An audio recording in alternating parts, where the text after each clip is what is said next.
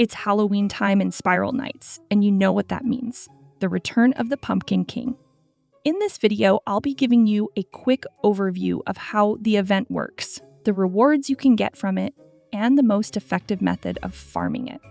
So to start with, let's look at what we can get from the Dark Harvest event. In Haven, you'll find Bulky and Maskwell by the water fountain. If we look at what Maskwell is selling, you'll see that you can trade candies for exclusive Halloween items, with the most important being pumpkin sprouts and Dark Harvest prize boxes. You can buy pumpkin sprouts for 20 candy each, and by combining 5 of these with a Masquerath pod, you're able to craft the pumpkin Masquerath pod.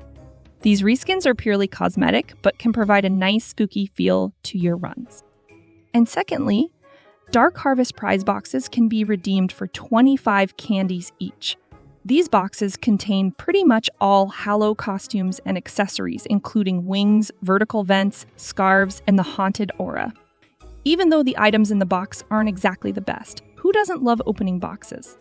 The other items you can get are Halloween masks, such as the Spookat and Phantom masks. However, it's important to be careful when buying these, as each mask has 3 versions, with the cheapest 2 being temporary, meaning that they will expire and completely disappear a month after you obtain them. And lastly, another thing you can get from the Dark Harvest event is Trick or Treat confetti. These can either be found inside almost every Dark Harvest prize box or can be bought for 300 crowns each from Bulky, right next to Maskwell.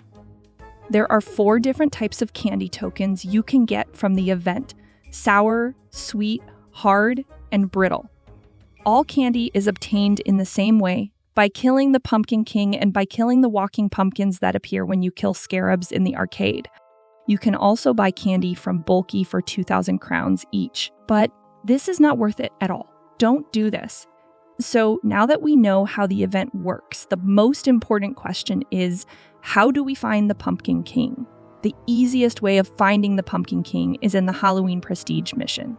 This mission will begin in a graveyard, where you will find zombies and grim scarabs, then will always take you directly to the Punkin King.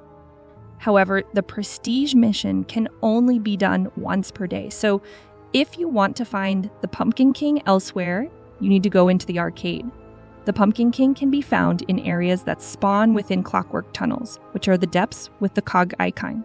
It isn't guaranteed that you'll find him here, but these are the only levels where the special room can spawn.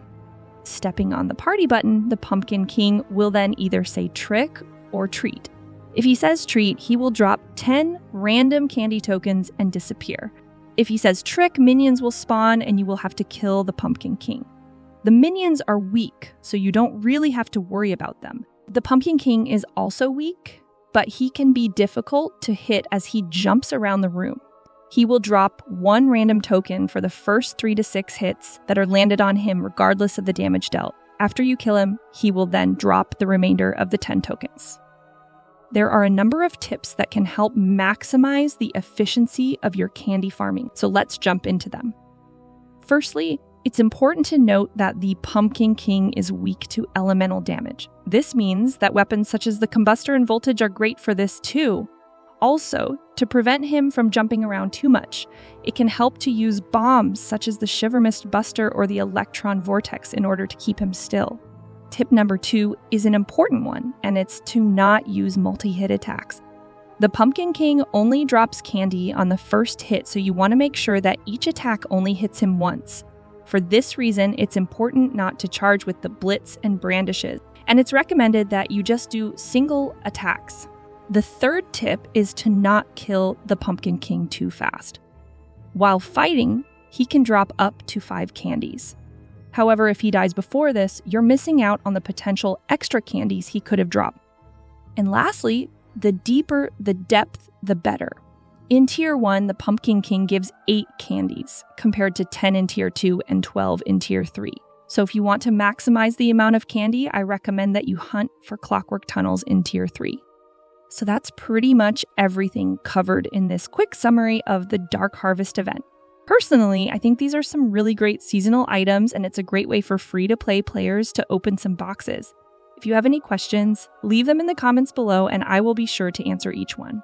Happy farming and happy Halloween!